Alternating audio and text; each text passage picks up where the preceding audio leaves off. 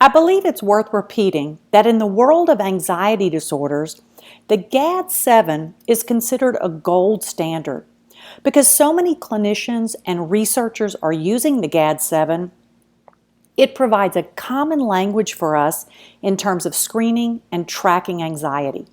Now, if you're using another anxiety scale or screener, there's no need to change, but you may want to give the GAD-7 a try and see what you think. So, let's take a look. Here you see the GAD-7. It's a brief 7-question self-report tool. It's patient-friendly, the language is clear, and the good news is it only takes a few minutes to complete. It's available in multiple languages and is widely accepted across all specialties in mental health.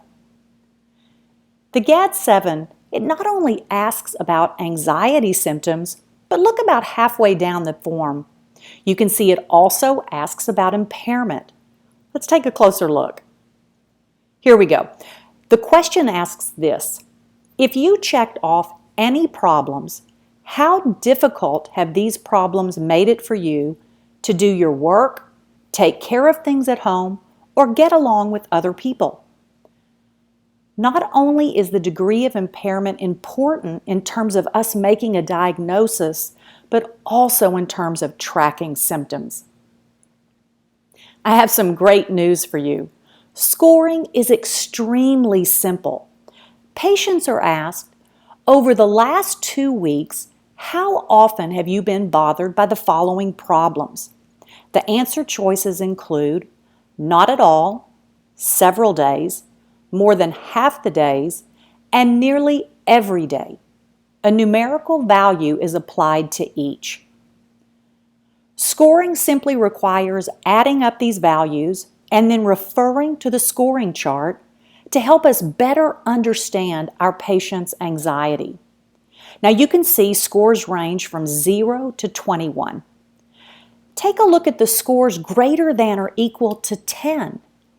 Remember, even though this is not a diagnostic tool, in this case, a score of greater than or equal to 10 indicates a probable diagnosis of GAD, which of course needs to be confirmed by further clinical evaluation. In my experience, patients really do value this numerical description of their anxiety. It seems to help them really appreciate both the positive and negative changes. The GAD-7 has excellent psychometric properties, as evidenced by a sensitivity of 89% and specificity of 82%. Even though the GAD was designed primarily as a screening and severity measure for GAD, it's also moderately good at screening for panic disorder, social anxiety disorder, and PTSD. Here you can see the sensitivities for each. After years of using the GAD-7, I'd like to share just a few practical tips about incorporating it into your clinical practices. Let's start at the top and we'll work our way around. Make sure that you have plenty of copies readily available and sitting out in full view. When the forms are stored in a file cabinet or maybe on a bookshelf, I've found that's right where they'll stay. If you have a practice website, you may want to provide the form as a PDF download or set it up so patients can fill it out online. You may want to provide blank forms to patients at the end of their sessions and ask them to complete it prior to their next appointment. I have several patients that do this. Another easy way to integrate this tool into your practice is simply to ask patients to fill it out in the waiting room prior to their appointment. The GAD-7 is a great way to engage patients in a conversation about their anxiety, providing them with useful information and lots of education. Plus, it can serve to motivate patients to be more watchful of their symptoms now that they know what they're looking for.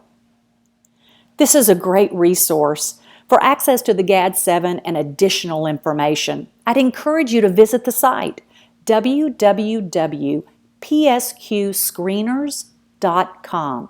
Spend a little time exploring the site. I think you'll be very pleased. Let's touch on a few more things about the GAD-7. Screening. Obviously, this is a great screening instrument, but it's also excellent for tracking symptom improvement. As a result of using the GAD-7, many patients begin to use their scores to better understand their anxiety and to set treatment goals. It's also an excellent tool to help communication between colleagues, especially those that are referring patients back and forth.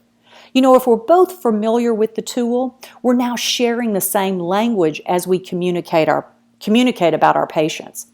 And finally, it really is a source of motivation, not only for our patients, but I have to say for me as well.